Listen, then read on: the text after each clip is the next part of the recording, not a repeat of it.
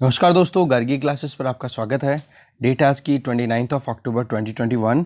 देख लेते हैं इंडियन एक्सप्रेस के एडिटोरियल और आइडिया पेज से इंपॉर्टेंट आर्टिकल्स जो अभी हम इस वीडियो में डिस्कस करेंगे। फर्स्ट आर्टिकल रहेगा the new economic स्क्रैबल।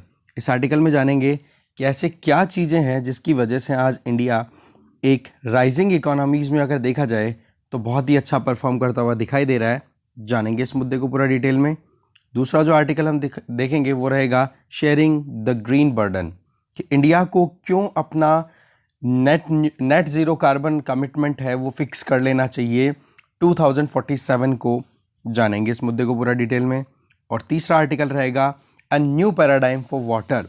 New national water policy जो है वो अभी आप देख सकते हो रेडी की जा चुकी है।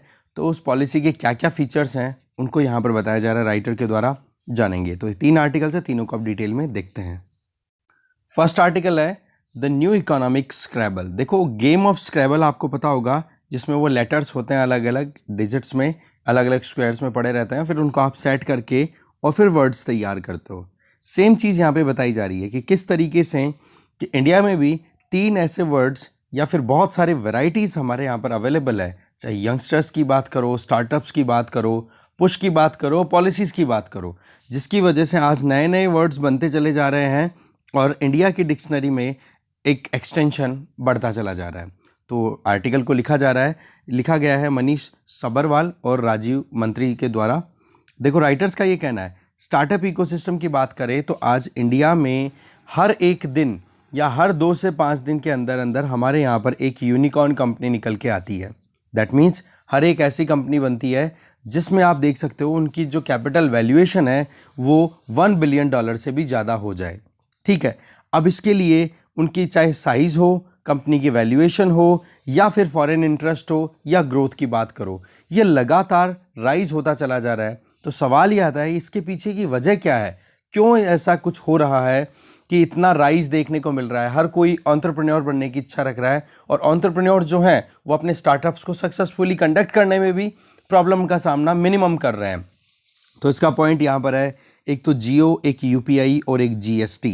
ये 3 पॉइंट्स हैं कि रिलायंस जियो ने जब से अपनी पॉलिसी स्टार्ट की है वो, एक है यूनिफाइड पेमेंट इंटरफेस जब से गवर्नमेंट ऑफ इंडिया ने स्टार्ट किया वो, और तीसरा जीएसटी जब से इम्प्लीमेंट होने लग गया तब से एक स्टार्टअप इकोसिस्टम को बहुत ही ज़्यादा एक्सेलरेशन मिला है। तो यहाँ पर एक ट्रायड का मतलब 3 ऐसी एंटिटी जो तीनों मिलकर के साथ में काम कर रही हैं। वो है एक तो प्राइवेट सेक्टर से जो कि जियो, एक नॉन प्रॉफिट ऑर्गेनाइजेशन या नॉन प्रॉफिट सेटअप जो कि एनपीसीआई है। ठीक है, तो वो प्रमोट कर रही है यूपीआई को। इसके अलावा गवर्नमेंट अपनी तरफ से जीएसटी इंप्लीमेंट कर ही चुकी है। तो एक प्रॉपर बैलेंस देखने को मिल रहा है इन तीनों सेक्टर्स में। बेसिकली हार्वर्ड के एक इकोनॉमिस्ट हैं, उनका नाम है रिकार्डो ह्यूसमैन। उन्होंने सजेस्ट किया, उनका सजेशन ये आता है कि इकोनॉमिक डेवलपमेंट जो है वो गेम ऑफ स्क्रैबल है। दैट मीन्स कि जितने आपको वर्ड बनाने की कैपेसिटी आती है, जितना आप फ्लेक्सिबली वर्ड्स को, लेटर्स को सेट करते हो, ठीक है, उतने ही हिसाब से वर्ड्स बनते चले जाते हैं। तो यहाँ पर हमारे क्या किया गया है, ये 3 जो ट्रायड की हम 3 सेक्टर्स की बात कर रहे हैं, प्राइवेट सेक्टर की, नॉन प्रॉफिट सेक्टर की और साथ में बात कर रहे हैं हम गवर्नमेंट की। तो इन तीनों ने मिलकर के गुड्स एंड सर्विसेज को इनको इंटीग्रेट कर दिया टेक्नोलॉजी के साथ में और एफिशिएंसी के साथ में। इसकी वजह से आउटकम अच्छा मिल रहा है। जैसे कि जीएसटी की अगर बात करें तो इसमें क्या किया गया है कि प्रोडक्टिव कैपेबिलिटीज़ को साथ मिला दिया, चाहे फिर वो इनपुट की बात करो, टेक्नोलॉजीज़ की बात करो, या जो भी टास्क आप परफॉर्म करना चाह रहे हो उनको। तो वो इंटीग्रेशन हो गया ना, सेटलमेंट अच्छे से हो गया। जिस तरीके से हम लेटर्स को सेटल करके और वर्ड्स बनाते हैं, ठीक है, तो उसी तरीके से यहाँ पर तीनों सेक्टर्स ने अपने आप को एडजस्ट किया और उसके हिसाब से फिर आउटकम में हम देखें तो स्टार्टअप इकोसिस्टम लगातार राइज होता चला जा रहा है। अगर एक भी लेटर की कमी होती है तो वर्ड कंप्लीट नहीं हो पाता। जैसा कि हमें पता है कि कहीं पर हमारे पास में वो स्क्रैबल के जो वर्ड्स पड़े हैं ABCDEF, मतलब 26 स्क्रैबल, और उसमें कितनी आपके पास में क्वांटिटी है, ठीक है, लेटर्स की। अब आप उससे वर्ड्स बनाने की शुरुआत करो और पता पड़े कि एक लेटर आपके पास में नहीं है तो आपका वो वर्ड कंप्लीट नहीं हो पाएगा। तो इसी तरीके से हमारे यहाँ पर भी एक प्रॉब्लम होनी शुरू हो गई थी, जिसको यहाँ पर बताया जा रहा है कि 1955 में जो अवार्डी रेजोल्यूशन लिया था ना इंडियन नेशनल कांग्रेस ने, उससे प्रॉब्लम होनी शुरू हो गई थी। या फिर कह सकते हो वहां से एक रेस्ट्रिक्शंस लगनी शुरू हो गई थी प्राइवेट सेक्टर पे। देखो इसमें इंग्लिश के जो वर्ड्स हैं, इंग्लिश के जो लेटर्स हैं, उनके साथ में मैचिंग की जा रही है इकोनॉमी की। हमें पता है 26 लेटर्स होते हैं अल्फ़ाबेट्स में, और उनमें 21 कॉन्सोनेंट और 5 वोवेल्स होते हैं। तो 21 कॉन्सोनेंट्स को तो बताया जा रहा है कि ये तो प्राइवेट सेक्टर है, और 5 वोवेल्स हैं वो गवर्नमेंट सेक्टर है। तो इनके बीच में एक अच्छी कॉम्बिनेशन होती है, तब जाकर के एक वर्ड बनता है जिसका कोई मतलब बनता है। ठीक है, तो दोनों को साथ में मिलकर काम करने की जरूरत है। तो 1955 का जो अवार्डी रेजोल्यूशन था, जिसको उस टाइम पे UN डेबर करके प्रेसिडेंट हुआ करते थे, उनकी प्रेसिडेंटशिप में ये रेजोल्यूशन लिया गया था। उसमें ये था कि वोवेल्स जो थे वो तो असर्ट करने लग गए थे अपने आप को, बट कॉन्सोनेंट्स जो थे ना, या कॉन्स्टेंट जो थे, उनके ऊपर रेस्ट्रिक्शंस लगानी शुरू कर दी, और उसकी वजह से लगातार प्राइवेट सेक्टर का जो रोल है वो श्रिंक करता गया, और पार्टिसिपेशन प्रॉपर हमारे यहाँ पर आ ही नहीं पाया। ठीक है, तो ऐसे में एक एक को डिटेल में देखें कि अभी के टाइम पे जो ट्रायड की हम बात कर रहे हैं, उन ट्रायड में सबसे पहला है जियो। देखो आज के टाइम पे इंटरनेट अगर देखें ना, तो इंडिया में USA के कंपैरिजन में बहुत सस्ता इंटरनेट अवेलेबल है। USA में जितने चार्जेस लगते हैं उसका जस्ट 3% चार्जेस पे हमें डेटा अवेलेबल हो जाता है पर GB इंटरनेट डेटा की अगर बात की जाए तो। ठीक है, तो ये अपने आप में बहुत ही बड़ा कदम है कि इंटरनेट की फैसिलिटी अवेल करना, जिससे कि बहुत क्विक सारी चीज़ें अच्छे से फैसिलिटेट हो रही हैं, वो भी एफिशिएंट मैनर में। ठीक है, तो इसमें आप देख सकते हो कि एक प्राइवेट कंपनी ने लगभग $35 बिलियन का इन्वेस्टमेंट किया, वो आपको पता ही है। और इसमें आप देख सकते हो जहां पर हम डेटा डिप्राइव्ड कंट्री हुआ करते थे, आज हम डेटा रिच कंट्री हो चुके हैं। इसके अलावा डेटा कंजम्पशन 15% से राइज होकर के आज के टाइम पे लगभग 90% तक पहुंच चुका है। मतलब डेटा कंजम्पशन तो राइज हुआ है, और रही सही में डेटा की जो कॉस्ट है वो रिड्यूस हो गई। पहले जो 90% तक कॉस्टिंग हुआ करती थी वो अब रिड्यूस होकर के बहुत हद तक रिड्यूस कर दी गई है।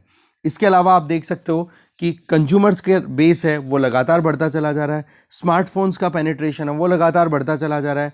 तो ये पिछले 5 सालों का जो टाइम रहा है जिसमें रिलायंस जियो का डिसरप्शन है, इसका फ़ायदा ये रहा है कि स्टार्टअप इकोसिस्टम को बहुत ज़्यादा स्पेस मिल गया, और उसकी वजह से जहाँ पर एक हम प्रोडक्टिविटी का नुकसान का सामना कर रहे थे, उन प्रोडक्टिविटीज़ को अब हम हमारी तरफ से बहुत एक्सट्रीमली हार्डवर्क करते हुए डील कर रहे हैं। और दूसरा, सेल्फ एक्सप्लॉइटेशन पे हम ज़्यादा ध्यान दे रहे हैं। दैट मीन्स हम खुद से खुद का नया तरीका, मतलब वही होगी जी कि आज जॉब टेकर की बजाय जॉब गिवर बनने की ज़्यादा टेंडेंसी बनती चली जा रही है। तो ये तो हो गया सेगमेंट रिलायंस जियो की तरफ से जो एक आप कह सकते हो पुश दिया गया। फिर आ जाओ आप नॉन प्रॉफिट सेक्टर में, UPI। गूगल ने USA के फेडरल बैंक को एक लेटर लिखा कि इंडिया में जिस तरीके से UPI ने एक एफिशिएंट सिस्टम तैयार किया ना, उससे हमें सीखने की ज़रूरत है। इससे क्या होगा कि हम एक नॉन प्रॉफिट मैनर में, जो NPCI है इंडिया में, हमें पता है non payment corporation of India, national payment corporation of India, जिसमें RBI और बाकी जो ये कॉमर्शियल बैंक से इनका पार्टिसिपेशन है, इन लोगों ने मिलकर के और ये सेटअप तैयार किया है, जिसमें फर्स्ट एप्लीकेशन भीम आई थी, है ना। और उसके बाद में तो अब तो हर कोई बैंक अपनी UPI एप्लीकेशन तैयार कर चुका है, UPI एड्रेस के बेसिस पे आप ट्रांजैक्शन कर सकते हो। तो इस चीज़ को USA के फेडरल रिजर्व को सजेस्ट किया है गूगल ने कि हमें इस चीज़ से लर्न करना चाहिए। इससे रियल टाइम, लो कॉस्ट और ओपन आर्किटेक्चर पेमेंट सिस्टम तैयार अगर हम कर लेंगे तो USA में भी कितना ज़्यादा ट्रांजैक्शन होगा और इकोनॉमी कितना राइज हो जाएगी। इसमें सबसे इंपॉर्टेंट काम क्या है, वो है आधार सीडिंग। आधार एक सबसे इंपॉर्टेंट रोल प्ले कर रहा है यहाँ पर, ठीक है ना। इसमें मोबाइल और इस तरीके के इंफ्रास्ट्रक्चर या UPI जैसे ट्रांजैक्शन को अगर आप प्रमोट करना चाहते हो तो इसमें सबसे इंपॉर्टेंट चीज़ आ जाती है मोबाइल फर्स्ट आर्किटेक्चर। मतलब लोगों के पास में स्मार्टफोन की एक्सेसिबिलिटी ज़्यादा से ज़्यादा बढ़ानी होगी, फिर उसके बाद में UPI सेक्टर को आप प्रमोट कर सकते हो। तो नेट हमारे सस्ता हो गया, नेट की वजह से स्मार्टफोन की एक्सेसिबिलिटी बढ़ रही है, और इसकी वजह से आज पर मंथ लगभग $4 बिलियन के लगभग ट्रांजैक्शन होता है, जो कि हो सकता है आने वाले दिनों के अंदर 1 बिलियन पर डे के हिसाब से ट्रांजैक्शन होना शुरू हो जाए। क्योंकि वही बात है, फ्रिक्शंस रिड्यूस हो गए, लॉसेस रिड्यूस हो गए, ठीक है, और जल्दी से जल्दी ट्रांजैक्शन होते चले जा रहे हैं। लो वैल्यू पेमेंट करने में प्रॉब्लम नहीं है, आपको ₹1 भी ट्रांसफर करना है आप UPI कर सकते हो इजीली, चाहे कोई एप्लीकेशन आप यूज करो। तो इसमें एफिशिएंसी जो थी ना, वो बहुत हद तक इंप्रूव कर दी गई है। जैसे हम कोई भी प्रोडक्ट को परचेज करें तो कैश ऑन डिलीवरी में जो प्रॉब्लम थी, अब वो टेंशन खत्म हो चुकी है। अब केवल और केवल इलेक्ट्रॉनिक प्लेटफॉर्म्स पे यूपीआई बेस्ड ट्रांजैक्शन बढ़ते चले जा रहे हैं। फिर नेक्स्ट इंपॉर्टेंट पिलर है, that is GST, goods and services tax. देखो 5 ईयर प्लान की सेकंड 5 ईयर प्लान जो शुरू हुआ था 1956 से, राइट, तो उसमें जो भी काम किए गए थे उसमें एंटरप्रेन्योर्स को इतना ज़्यादा सपोर्ट देने की बात नहीं की गई थी, और इसकी वजह से प्राइवेट सेक्टर को बहुत ज़्यादा श्रिंक होना पड़ा था और गवर्नमेंट सेक्टर बढ़ता चला गया था। क्योंकि हुआ क्या था, अवार्डी जो रेजोल्यूशन ले लिया था ना 1955 में, उसमें इंडिया की इकोनॉमिक पॉलिसीज थी वो सोशलिज्म की तरफ बढ़ने शुरू हो चुकी थी, जबकि प्राइवेट सेक्टर को प्रमोशन मिलता है कैपिटलिस्ट सोसाइटी में, जबकि हम सोशलिज्म की तरफ बढ़ते चले गए थे। वो देखो सिचुएशन अलग थी, उस टाइम के अलग सर्कमस्टांसेस थे, अलग सोच थी, अलग डिमांड्स थी, क्योंकि गरीबी बहुत ज़्यादा थी। वहाँ पर कंपटीशन की आप बात करते हो तो थोड़ा चैलेंजिंग हो सकता है। उस केस में भीमराव अंबेडकर जी ने तो सीधा डेमोक्रेसी पे क्वेश्चन उठा दिया था कि इंडिया जैसे सोशल इनइक्वालिटीज़ वाले कंट्री के अंदर किस तरीके से आप सक्सेसफुली डेमोक्रेसी को कंडक्ट करवा पाओगे। बहुत बड़ा चैलेंज था। आज हम देखते हैं ना कि चाइना ने कितने लोगों को गरीबी से बाहर निकाल दिया, तो उसके पीछे वहाँ पर कम्युनिज्म या सोशलिज्म के पैटर्न पे काम करना था। खैर फिलहाल हमारा जो आइडिया है वो ये है कि इंडिया के स्टार्टअप इकोसिस्टम को कैसे प्रमोट किया। पर इसी के उलट देखा जाए तो अभी तक भी इनइक्वालिटीज़ की हमने कल बात की थी, कल शाम वाले वीडियो में, ठीक है, वर्ल्ड इनइक्वालिटी रिपोर्ट जो आई थी उसमें। और इसके अलावा हम देखते हैं गरीबी अभी तक भी खत्म नहीं हो रही है, भुखमरी अभी तक भी खत्म नहीं हो रही है, माल नरिशमेंट अभी भी प्रेवलेंट है ना। तो देखो एनकरेजमेंट तो करना ज़रूरी है, पर वही चीज़ एक बैलेंस बनाना बहुत ज़रूरी है। खैर आ जाओ फिर से आर्टिकल पे। पॉइंट हमारा ये है कि सेकंड 5 ईयर प्लान 1956 से, जिसमें हम सोशलिज्म की तरफ फिर से मुड़ चुके थे, तो उससे देखो ज़्यादा प्रॉफिट नहीं पहुंच पाया था एंटरप्रेन्योर्स को, और एंटरप्रेन्योर्स को फ़ायदा नहीं पहुंचा, और उनको कोई भी काम करवाना था तो सरकारी दफ्तरों के आगे पीछे चक्कर काटना पड़ता था, और उसमें बहुत ज़्यादा इनएफिशिएंसीज आने लग गई थी, मतलब फॉर्मेलिटीज़ ज़्यादा होने लग गई थी, डॉक्यूमेंटेशन ज़्यादा होने लग गया था, और उसी की वजह से होने लग गया करप्शन। और करप्शन जो था वो आज तक भी ख़त्म नहीं हो पा रहा है, क्योंकि सरकारी सिस्टम, सरकारी तंत्र अगर बढ़ता चला जाता है तो करप्शन के चांसेस बढ़ते हैं। तो ऐसे में जो ट्रांसमिशन लॉसेस थे, जहाँ पर एक इजीली एफिशिएंट मैनर में काम हो सकता था, वो एफिशिएंट मैनर में ना हो करके रेड टेपिज्म और ये प्रमोट होता चला गया, और इसकी वजह से करप्शन को भी जगह मिल गई। इसके अलावा इनफॉर्मेलिटी की तरफ बढ़ते चले गए, लो प्रोडक्टिविटी आती चली गई, लो पेइंग जॉब्स की तरफ मूव करते चले गए, और अनऑर्गेनाइज सेक्टर की तरफ मूव हम होते गए। अब जब से जीएसटी इंप्लीमेंट हुआ है तब सबसे बढ़िया काम क्या हो गया, गुड्स और सर्विसेज दोनों को आपने इंटीग्रेट कर दिया।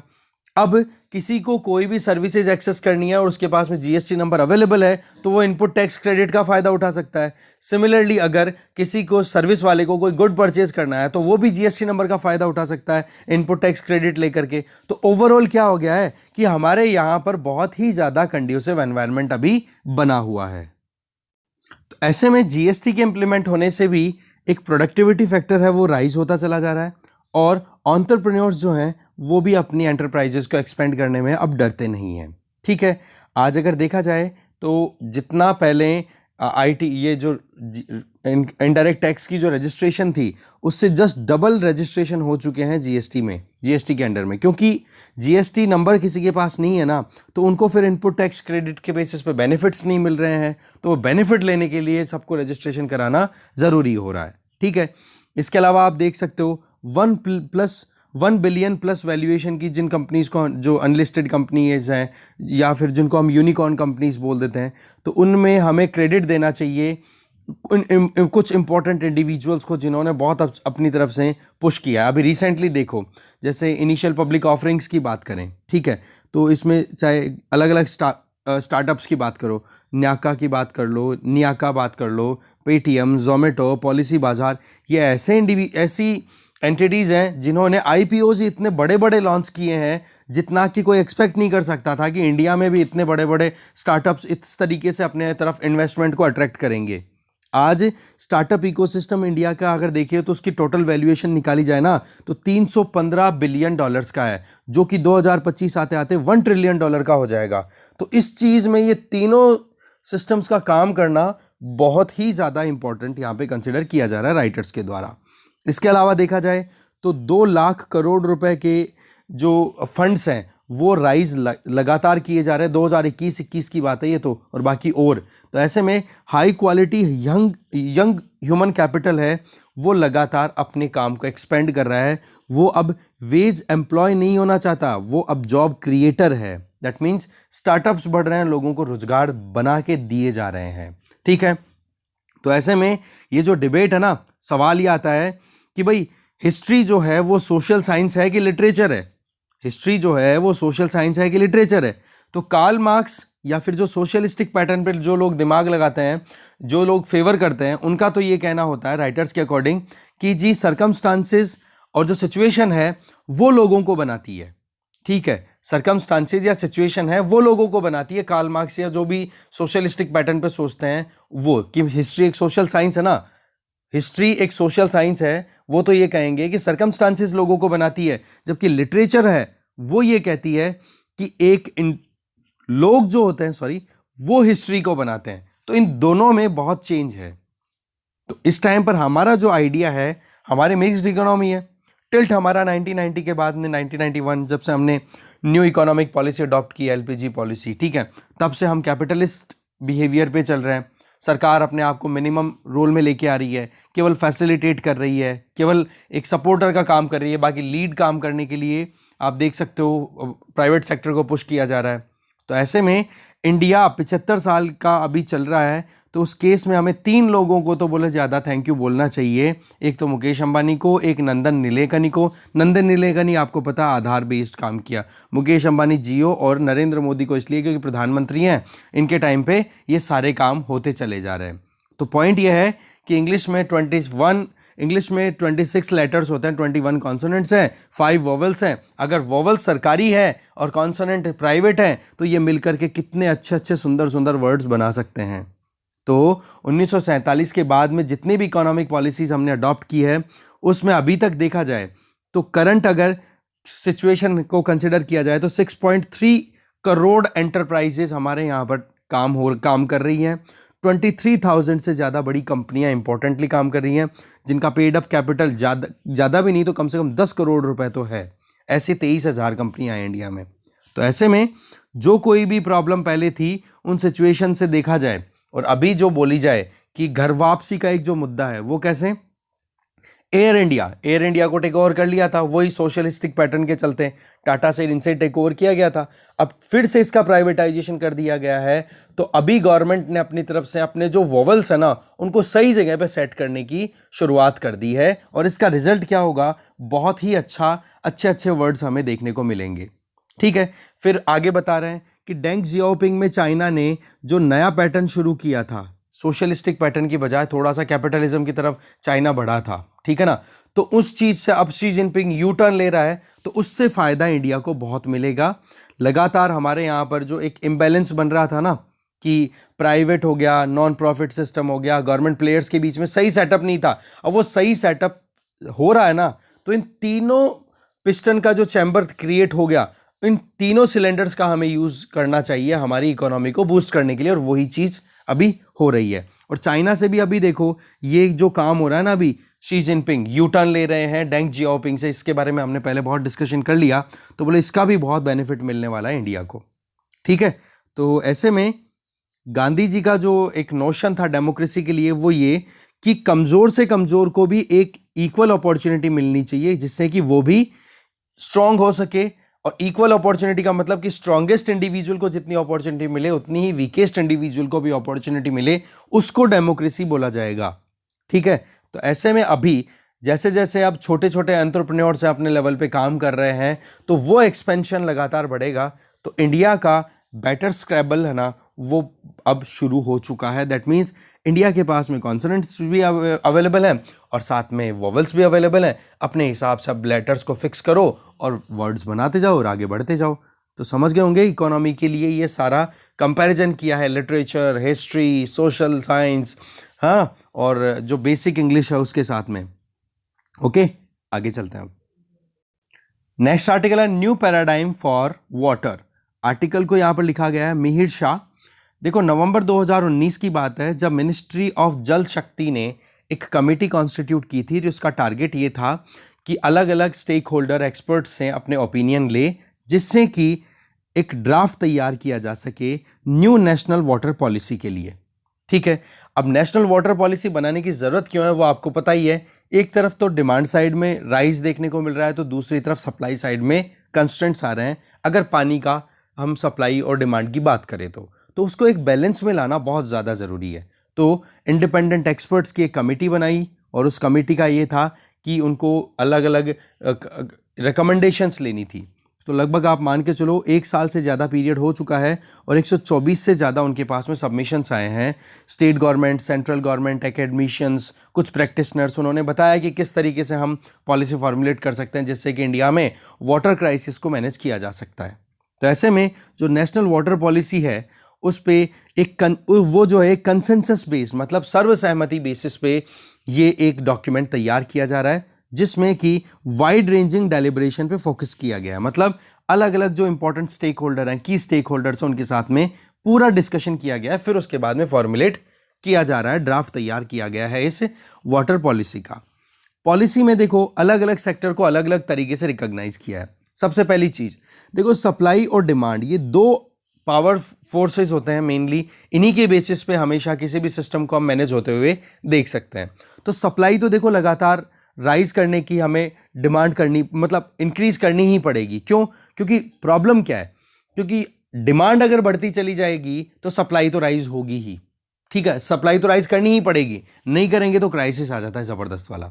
ठीक है, फिर वही महंगाई वाला सिस्टम या फिर एक तरीके से छीना झपटी होनी शुरू हो जाती है। तो यहां पर वाटर पॉलिसी ने जो फोकस किया है वो ये कि जो सप्लाई साइड का कंस्ट्रेंट है उसको एक बार होल्ड पे रख करके डिमांड को मैनेज किया जाए। अब डिमांड को कैसे मैनेज कर सकते हैं कि जहां जहां पर भी पानी की जरूरत हो रही है उन जरूरतों को एक बार ध्यान से फोकस में ला करके फिर उनको रिफॉर्म्स में लाया जाए। जैसे कि इरिगेशन में इंडिया में जितनी भी वाटर डिमांड है उसका 80 to 90% तो केवल और केवल इरिगेशन में जाता है, सिंचाई में। और मेनली वो फोकस कौन सी फसलों पे होता है? Rice, wheat and sugar cane. तो ऐसे में रेडिकल चेंज लाने की ज़रूरत है जिससे कि जो वाटर इंटेंसिव क्रॉप्स हैं उनको हम लेस वाटर इंटेंसिव क्रॉप्स की तरफ डाइवर्ट कर सकें। तो ऐसे में एक बेसिक नीड है बहुत सारे लोगों की ड्रिंकिंग वाटर की, वो तो फुलफिल हो नहीं रही है, पर इधर देखा जाए तो ये इरिगेशन में कितना पानी चला जा रहा है। तो क्या किया जाए इसके लिए? आंसर है क्रॉप डाइवर्सिफिकेशन। हम यहाँ पर वाटर क्राइसिस को रिजॉल्व करने के लिए वाटर इंटेंसिव क्रॉप्स की बजाय लेस वाटर इंटेंसिव क्रॉप्स जैसे कि nutri serial, pulses, oil seed, या फिर आप कह सकते हो जो मोटा अनाज होता है, मिलेट्स हैं, उनके ऊपर हम इन्वेस्ट कर सकते हैं। और उसके लिए फार्मर्स को हमें इंसेंटिवाइज करने की ज़रूरत है जिससे कि वो अपनी एग्रीकल्चरल प्रैक्टिसेस को डाइवर्सिफाई कर सके। और इसके ऊपर ये पॉलिसी काम कर रही है और ड्राफ्टिंग में ये डाल भी दिया गया है। इससे क्या होगा? क्रॉपिंग पैटर्न चेंज होगा, बहुत पानी बचाया जा सकेगा, क्योंकि कम पानी के ऊपर अच्छी फसल हो जाएगी तो पानी बचेगा ही। और फिर सवाल ये है कि अगर ये न्यूट्री सीरियल जिनको हम मिलेट्स बोलते हैं, मोटा अनाज बोलते हैं, या फिर पल्सेज है, ऑयल सीड है, इनका प्रोडक्शन हो गया तो सवाल यह है कि फिर कंजम्पशन कैसे होगा? फूड ग्रेन तो चलो ठीक है, स्टेपल फूड की बात करें, शुगर क्या नाम है इसका, राइस हो गया, व्हीट हो गया, इनकी डिमांड तो है, पर बाकी इनकी, बोले इनके लिए हमारे पास में और ऑप्शंस अवेलेबल है। For example integrated child development services है, ICDS है, मिड डे मील स्कीम है, इनमें भी तो न्यूट्रिशनल फूड की ज़रूरत है ना, तो उधर डाइवर्ट कर देंगे इनको। तो कहने का मतलब सरकार अपनी तरफ से पॉलिसीज ऐसी बनाएगी जिससे कि क्रॉप डाइवर्सिफिकेशन को प्रमोट किया जाए। जैसे कि MSP डिक्लेयर की जाती है चावल और गेहूं के लिए ज़्यादातर, ठीक है, तो इसकी बजाय अब MSP इन न्यूट्री सीरियल्स, पल्सेस, इनके लिए भी देनी शुरू कर देंगे। तो फिर किसान क्यों नहीं अट्रैक्ट होगा उनकी तरफ कि चलो ठीक है, हमारी भी मुश्किलें आ रही हैं, पानी ज़्यादा लगता है, तो कम पानी लगने वाली फसलों को उगाना शुरू कर देते हैं, राइट। तो ऐसे में mid day meal scheme, ICDS में अगर ये न्यूट्रिशियस फूड हम लाना शुरू कर देंगे तो माल नरिशमेंट की प्रॉब्लम, डायबिटीज़ की प्रॉब्लम, ये भी ख़त्म हो जाएगी, है कि नहीं। इसके अलावा हम जो फोकस करते हैं कि भाई पानी को अगर बचाना है या कहीं पर भी हमें किसी भी चीज़ का एक अब्यूज़ रोकना है, तो उसके लिए 3 R's का कॉन्सेप्ट, दैट इज़ रिड्यूस, कम से कम यूज करो, रिसाइकिल, जो आपने यूज कर लिया उसको दोबारा यूज करने का कोई मतलब उसको दोबारा से कोई दूसरी फॉर्म में यूज करने का तरीका हो कन्वर्ट करके, तो वो करो। रीयूज, जो कर लिया यूज उसको दोबारा से यूज कर लो। इसके लिए क्या किया जा सकता है, अर्बन वाटर सप्लाईज को हम कॉम्प्लीमेंट कर सकते हैं। ठीक है, वेस्ट वाटर मैनेजमेंट प्रॉपर हो जाए, सीवेज वाटर को प्रॉपरली ट्रीट किया जा सके, और जो अर्बन रिवर स्ट्रेचेज है जैसे कि दिल्ली के पास से यमुना है, तो वहां पर अगर देखा जाए तो उन स्ट्रेचेस को रिस्टोर किया जाए इकोलॉजिकली, जिससे कि वो खराब ना हो, पोल्यूशन मिनिमम हो। अब इसके लिए क्या किया जा सकता है, एक डिसेंट्रलाइज्ड वेस्ट वाटर मैनेजमेंट के सिस्टम पे काम किया जा सकता है।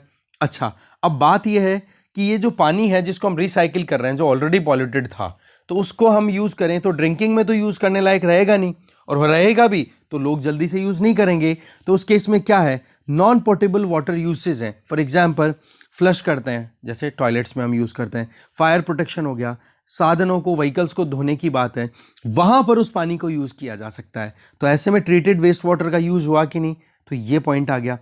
नेक्स्ट, सब ये तो हो गया डिमांड साइड के को कैसे मैनेज किया जाए। अब सप्लाई साइड ऑप्शन की बात करें तो उस पर भी नेशनल वाटर पॉलिसी का जो ड्राफ्ट है ये फोकस कर रहा है कि अगर आज के टाइम पे देखें तो बड़े बड़े डैम्स में ट्रिलियंस ऑफ लीटर्स पानी स्टोर्ड रहता है, पर वो फार्मर्स तक नहीं पहुंच पा रहा है। तो क्या किया जाए, एक इरिगेशन सिस्टम ऐसा होना चाहिए जिससे कि, जिसको हम बोलेंगे pressurised close conveyance pipeline. That means दूर दूर तक पानी को पहुंचाने के लिए पाइपलाइन नेटवर्क तैयार किया जाए, जिनको हम कैनाल्स भी बोल सकते हैं। ठीक है, अब वो पाइपलाइन नेटवर्क कैसा हो, जिसमें पीछे से बूस्टर से उस पानी को दूर तक पहुंचाया जा सके और उसको प्रॉपर मैनेज किया जाए स्काडा सिस्टम से। स्काडा का मतलब हो गया supervisory control and data acquisition, जिससे प्रॉपर मैनर में टैकल किया जाए कि कहां पर कितने पानी की जरूरत है, कहीं वेस्टेज हो रहा है तो पानी की सप्लाई को कैसे रेगुलेट करना है, और कहीं शॉर्टेज है तो कैसे हम पानी की सप्लाई को कंटिन्यू कर सकते हैं।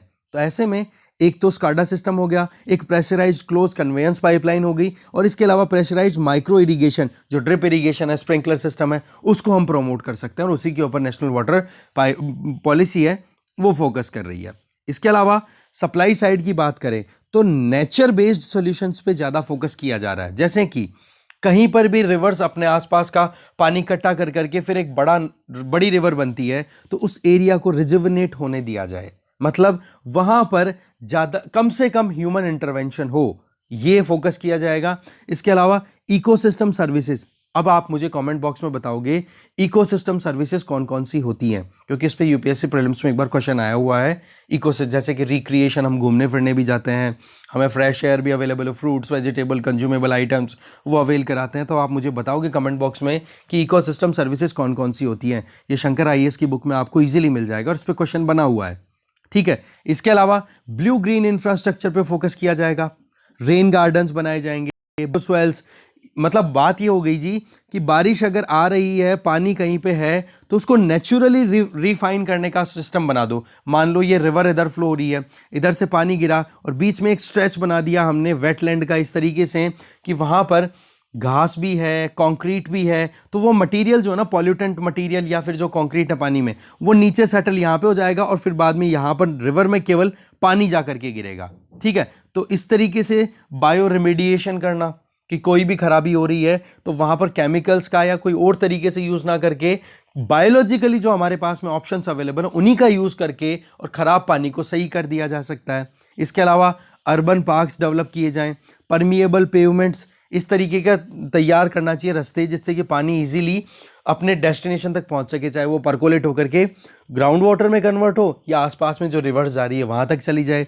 और ग्रीन रूफ्स, मतलब छतें हमें ऐसी बनानी चाहिए जिनसे कि कम से कम वाटर पॉल्यूशन हो, अगर पानी गिर भी रहा है बारिश का तो ये अर्बन एरियाज के लिए बहुत ज़्यादा फायदेमंद साबित हो पाएगा।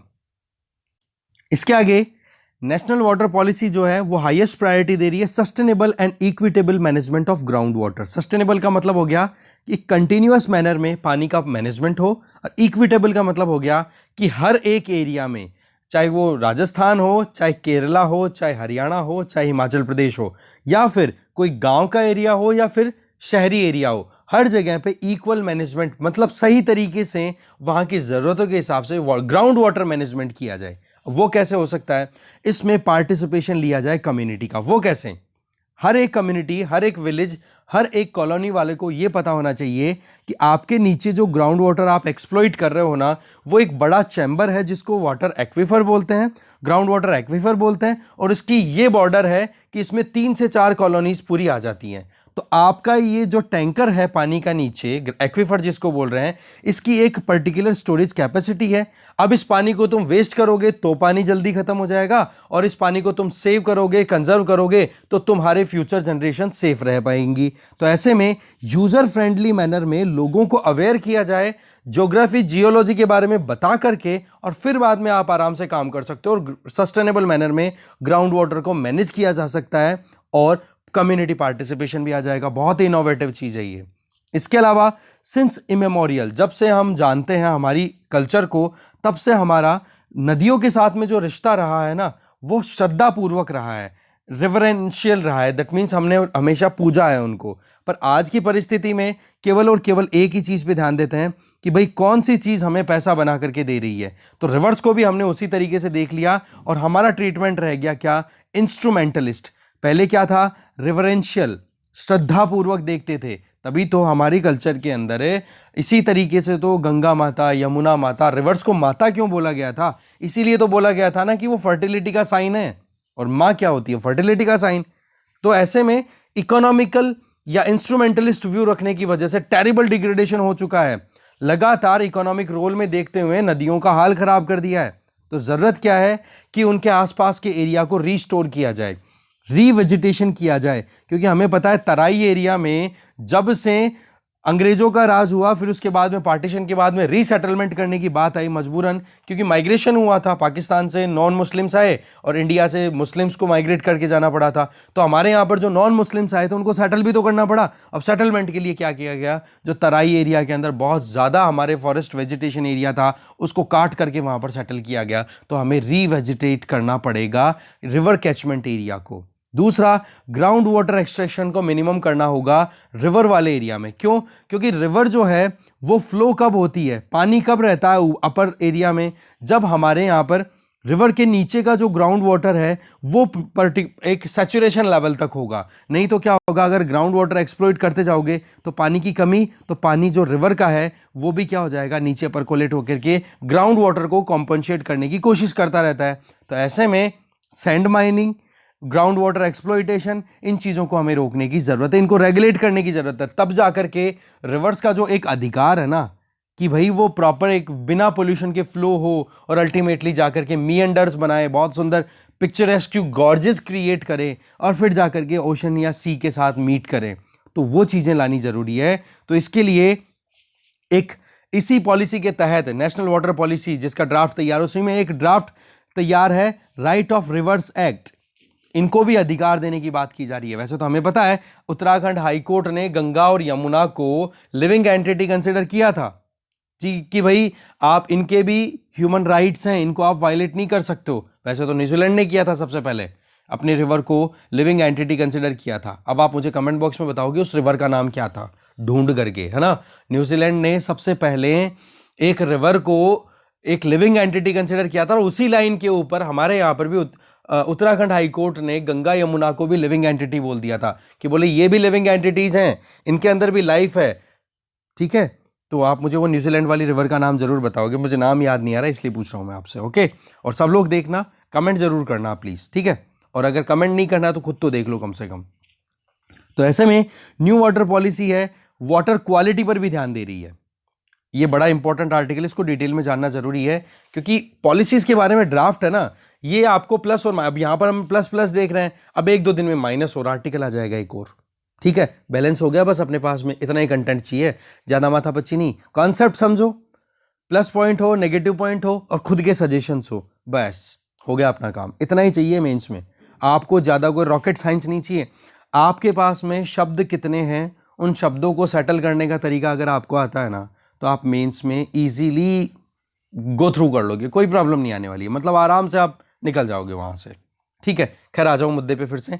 न्यू वाटर पॉलिसी की अगर बात करें तो इसमें जो न्यू नेशनल वाटर पॉलिसी, इसमें वाटर क्वालिटी पे फोकस किया जा रहा है, और जिसको अभी तक प्रॉपरली एड्रेस नहीं किया गया। हर एक वाटर मिनिस्ट्री, चाहे स्टेट हो चाहे सेंट्रल हो, उन वहाँ पर एक तो वाटर क्वालिटी डिपार्टमेंट कॉन्स्टिट्यूट किया जाएगा, स्टैब्लिश किया जाएगा। इसके अलावा पॉलिसी अपनी तरफ से कर रही है कोशिश कि टेक्नोलॉजिकल असिस्टेंस ली जाएगी, state of art, that means latest technology, low cost के ऊपर काम हो, कम से कम एनर्जी कंज्यूम हो, और इको सेंसिटिव टेक्नोलॉजी जो होंगी उनको यूज़ किया जाएगा, जिससे कि सीवेज ट्रीटमेंट पॉसिबल हो। क्योंकि शहरों में पानी जो भी है, देखो पानी कहीं ख़त्म नहीं होता है, पानी को हम यूजेबल से अनयूजेबल फॉर्म में कन्वर्ट कर देते हैं, वो प्रॉब्लम आ रही है। तो उसको हमें रीयूज, रिफ्यूज या रिसाइकिल करने की जरूरत है कि नहीं। अब देखो जी, हमारी बॉडी में 70% वाटर कंटेंट है, हमें पता है, पर जब एक इंडिविजुअल की डेथ होती है, डिमाइज होता है, एक बॉडी जब खत्म होती है, तो वो पानी फिर से जाता कहाँ है, नेचर में ही तो जा रहा है ना, पर उसको जाने का जो तरीका है वो बड़ा कम स्पीड से जा रहा है, ठीक है, और जा भी रहा है तो फिर उसको हम यूज नहीं कर पा रहे, इसलिए हमारे लिए मुश्किलें हैं, राइट। तो उस चीज को हमें थोड़ा सा सेटल करने की जरूरत है, उसमें टेक्नोलॉजी बहुत हेल्प कर सकती है। एक, हमारे घरों के अंदर आरओ और ये रिवर्स ऑस्मोसिस को यूज करने की वजह से बहुत ज्यादा मुश्किलें हो रही है। वो कैसे हैं, पानी कितना वेस्ट हो जाता है, जो आउटलेट है वो सीधा का सीधा सिंक में। अरे भाई, थोड़ा सा प्रोडक्टिव मैनर में काम कर सकते हो कि घरों में जहां पर आरओ का पानी निकल रहा है वहां पर छोटे बड़े बाल्टी, बकेट ये यूज कर सकते हो, या उस आउटलेट वाटर सप्लाई को सीधा बाथरूम तक ले जाओ ना, वहां पर डाल दो आप, फिर उसको आप कपड़ों को धोने में वैसे यूज कर सकते हो। एक तो ये। दूसरा, आरओ सिस्टम है, उन यूनिट्स को कम से कम प्रमोट किया जाए, डिस्करेज किया जाए, जब तक वाटर में जो टोटल डिजॉल्व सॉलिड काउंट है ना, वो अगर, जिसको हम बोलते हैं एक तरीके से डीएससी, अगर डीएससी काउंट जो है वो 500 mg पर लीटर आ रहा है ना, और उससे नीचे है, तो आरओज को प्रमोट मत करो, ये बोला जा रहा है यहां पर। नेशनल वाटर पॉलिसी जिसका ड्राफ्ट रेडी है, साथ में जो वाटर कंटैमिनेशन है उसको सही तरीके से समझना चाहिए और उस थ्रेट को हमें करेक्ट आउट करना चाहिए, क्योंकि पॉल्यूटेंट मिल जाए ना एक बार, तो फिर मुश्किलें बढ़ती चली जाती हैं। इसके अलावा पॉलिसी अपनी तरफ से एक रेडिकल सजेशन भी दे रही है कि गवर्नेंस में भी हमें चेंजेस लाने की जरूरत है। अभी तक जो है वो एक तरीके का यूं दिखता है कि सिजोफ्रेनिया हमें देखने को मिलता है। सिजोफ्रेनिया का मतलब एक कि हम मेंटल डिसऑर्डर से ग्रसित हैं, ठीक है, कि हम किसी भी चीज को सही से मैनेज नहीं करते, ठीक है। वो कैसे, ये 3 तरीके के बता रहे हैं। एक तो इरिगेशन, ड्रिंकिंग वाटर, एक सरफेस वाटर, ग्राउंड वाटर, एक वाटर एंड वेस्ट वाटर। ये 3 चीजें हैं। इन तीनों चीजों को, ये बाइनरी सेगमेंट दिख रहा है ना, दो चीजों का लिंक, इनके बीच में लिंक ही नहीं समझ पा रहे हैं, या समझ भी पा रहे हैं तो इन पर काम नहीं कर रहे हैं। फॉर एग्जाम्पल, अगर इरिगेशन में पानी ज्यादा लग रहा है, ड्रिंकिंग के लिए वाटर शॉर्टेज पड़ रही है, तो आप इरिगेशन को एफिशिएंट बनाओ ना, जिससे कि ड्रिंकिंग वाटर की शॉर्टेज ना आए, पहला पॉइंट। दूसरा, सरफेस वाटर और ग्राउंड वाटर दोनों के बीच में एक लिंक होना चाहिए, क्योंकि हमने अभी देखा ना रिवर सिस्टम में कि ग्राउंड वाटर जब खत्म होना शुरू होता है तो सरफेस वाटर तो मजबूर है, वो परकोलेट होकर के नीचे जाएगा, तो सरफेस वाटर की कमी आएगी। तो इनके बीच में भी प्रॉपर बैलेंस बनना चाहिए। एक, वाटर और वेस्ट वाटर की, पानी और खराब पानी दोनों में डिफरेंस समझें कि खराब पानी अगर है तो उसको रिसाइकिल, रिफाइन करके हम वाटर में कन्वर्ट कर सकते हैं कि नहीं, इसी चीज को यहां पर बताया जा रहा है। रिवर्स का एग्जांपल दे दिया। मॉनसून टाइम पे रिवर्स जो है वो अच्छी खासी लेवल पे फ्लो होती हैं, पर जैसे ही वाटर एक्सप्लॉइटेशन ज्यादा होता है तो रिवर्स का लेवल डाउन हो जाता है। सिमिलरली इरिगेशन और ड्रिंकिंग वाटर, इनको भी सिलोज में ट्रीट किया जाता है। अरे भाई, एक बार आप कम्युनिटी को अवेयर तो करो एक्वीफर्स के बारे में कि भाई आपके एरिया का ये इतना बड़ा चैम्बर है पानी का, उसको आप अपने हिसाब से कैसे यूज करोगे, वो आपकी हेडेक है। तो वो मैनेज करेंगे, दिमाग लगाएंगे उस चीज पे, कम्युनिटी पार्टिसिपेशन। तो एक्वीफर्स को, और साथ में इरिगेशन के लिए जो ग्राउंड वाटर एक्सप्लॉइटेशन होता है, वो ड्रिंकिंग वाटर वो है, दोनों को कॉम्प्लीमेंट कराने की जरूरत है। बार बार एक ही चीज आ रही है, सेपरेट प्लानिंग मत करो, एक इंटीग्रेटेड प्लानिंग होनी चाहिए।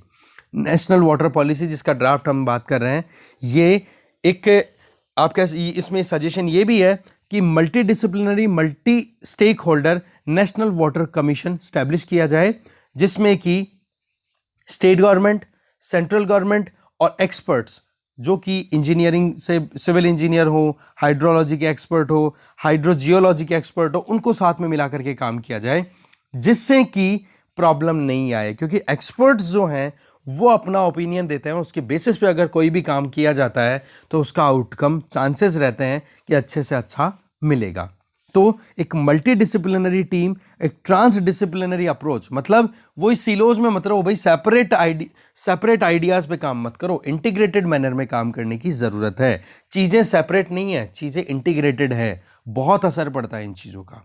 तो सोसाइटी के सेक्शन, गवर्नमेंट, इनको साथ में, और गवर्नमेंट को एंड्यूरिंग पार्टनर्स, दैट मीन्स जो लगातार गवर्नमेंट के साथ मिलकर के काम कर सके, उनको साथ में लेना जरूरी है।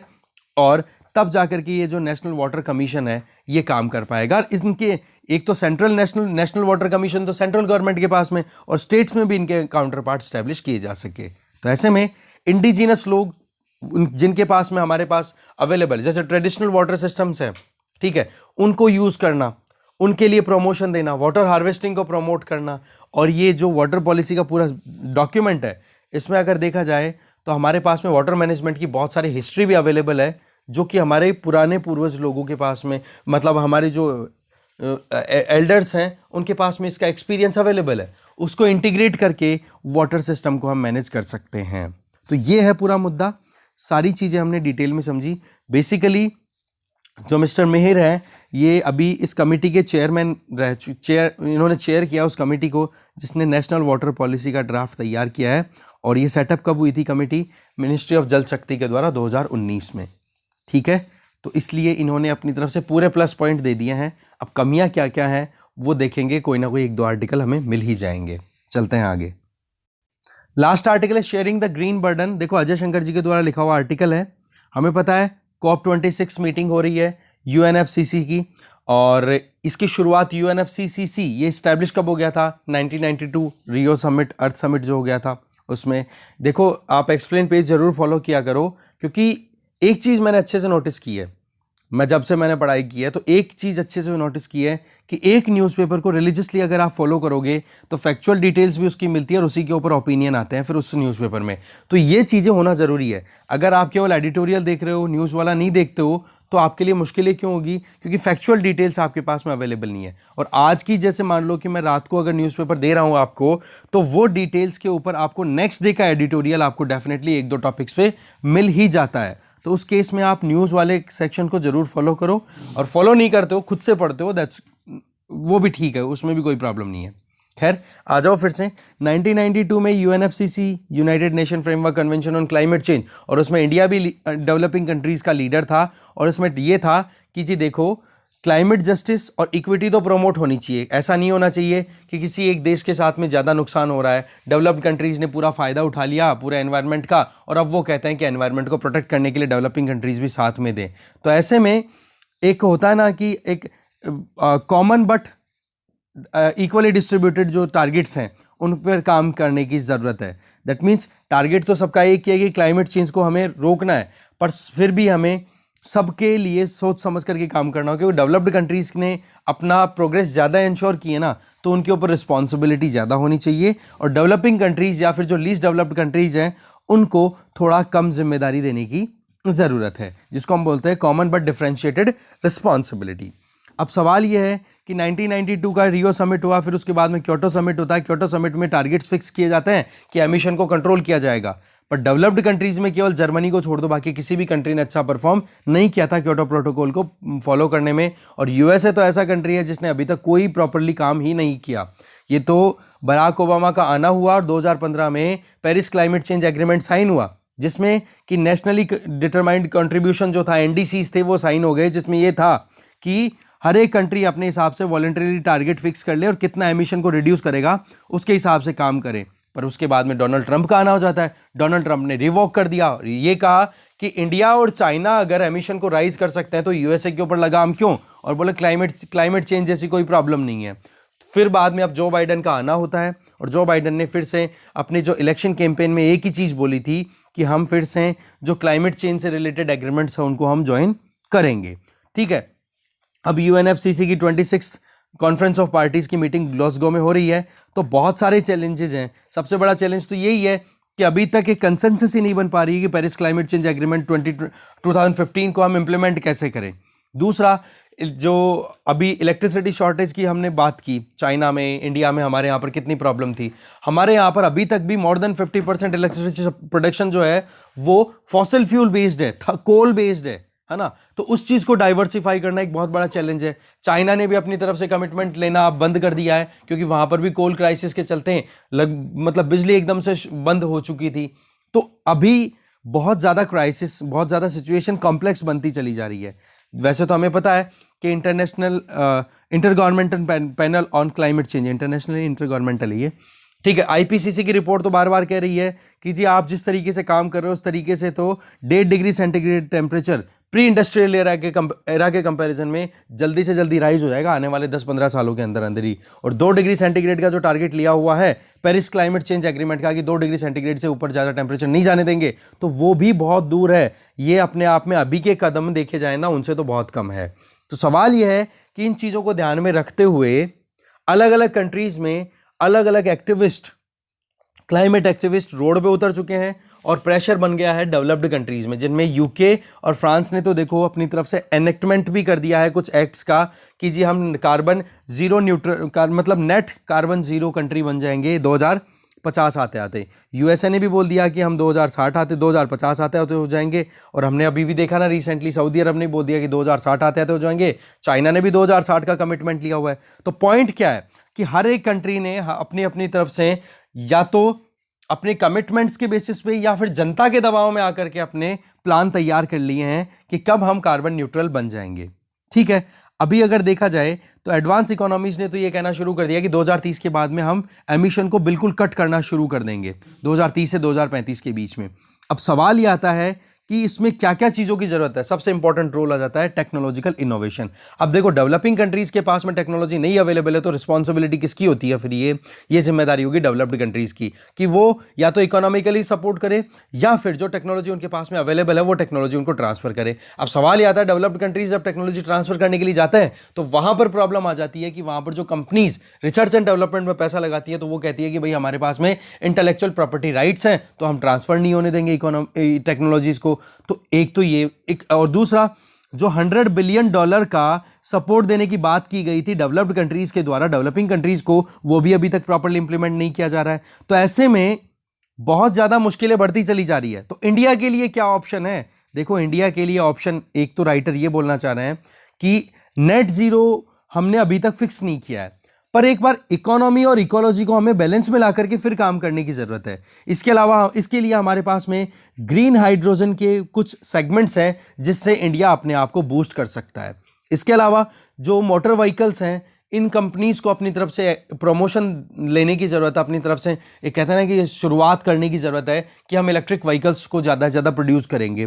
सेम चीज़ वैगन ने अपनी तरफ से अनाउंस भी कर दिया है कि 2035 के बाद में इंटरनल कंबशन इंजन जो है वो हम प्रोड्यूस नहीं करेंगे। इसके अलावा per capita emission point of view से देखा जाए तो इंडिया का पर कैपिटा एमिशन वर्ल्ड में मतलब वैसे तो देखा जाए तो तीसरे नंबर पर आ जाता है इंडिया, चौथे नंबर पे आ जाता है एमिशन पॉइंट ऑफ व्यू से पहले यूएस, चाइना, यूरोपियन यूनियन और फिर इंडिया। पर कैपिटा एमिशन एक इंडिविजुअल के हिसाब से देखा जाए तो इंडिया में इतना ज़्यादा एमिशन नहीं होता है।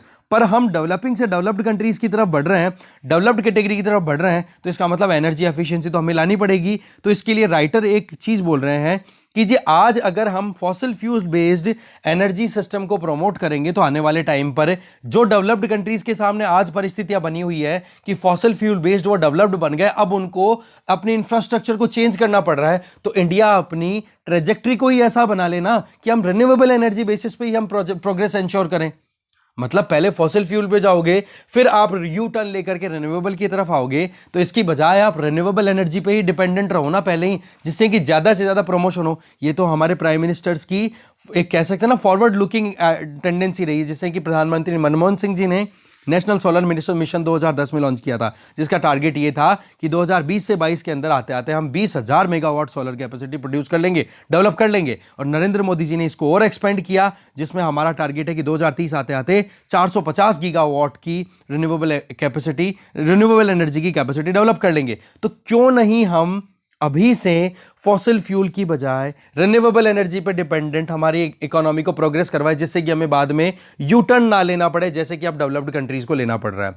वैसे तो गवर्नमेंट की तरफ से परफॉर्मेंस लिंक्ड इंसेंटिव स्कीम भी प्रोवाइड की जा रही है सोलर पैनल मैन्युफैक्चर करने के लिए। इसके अलावा नेशनल हाइड्रोजन मिशन है, वो भी लॉन्च किया जा चुका है गवर्नमेंट ऑफ इंडिया के द्वारा। तो ये कदम बहुत अच्छे हैं, इसके अलावा कॉड समिट में यूएस, जापान, ऑस्ट्रेलिया के साथ में इंडिया ने अपनी कमिटमेंट दे दी है कि हम हमारे एमिशंस को रिस्ट्रिक्ट करेंगे जिससे कि 1.5 डिग्री से ज़्यादा टेम्परेचर राइज ना हो। पर पॉइंट यह है कि अभी तक इंडिया ने अपनी तरफ से नेट जीरो के लिए कोई कमिटमेंट नहीं दिया है। तो नेट जीरो कार्बन एमिशन के लिए क्या किया जा सकता है? बोले 2047 में हम 100वां साल मनाएंगे हमारे इंडिपेंडेंस का, तो उसके लिए हमें कमिटमेंट दे देने चाहिए। ठीक है, इससे क्या होगा, हमें प्रॉब्लम भी नहीं आएगी, क्लाइमेट चेंज जैसे कैटास्ट्रॉफ का सामना भी नहीं करना पड़ेगा और इकोनॉमी प्रोग्रेस कर पाएगी और फिर स्ट्रक्चरल चेंजेस लाने की जरूरत नहीं होगी क्योंकि हम पहले से रिन्यूएबल एनर्जी बेस्ड प्रोग्रेस कर चुके होंगे। ठीक है, तो ये समरी थी, बड़ी स्पीड में देने की कोशिश की मैंने, हिंदी हो रहा था। ठीक है, पर इस तरीके से तीनों आर्टिकल्स हमने कवर कर लिए हैं। तो इस डिस्कशन में इतना ही था। बाकी आर्टिकल्स का एसोसिएशन कौन से जीएस पेपर के साथ में, सबसे पहली चीज़ तो ये कि आप खुद से कनेक्ट करने की आदत डाल लो, और अगर नहीं हो रहा है तो डिस्क्रिप्शन बॉक्स देख लिया करो। Okay, thank you very much.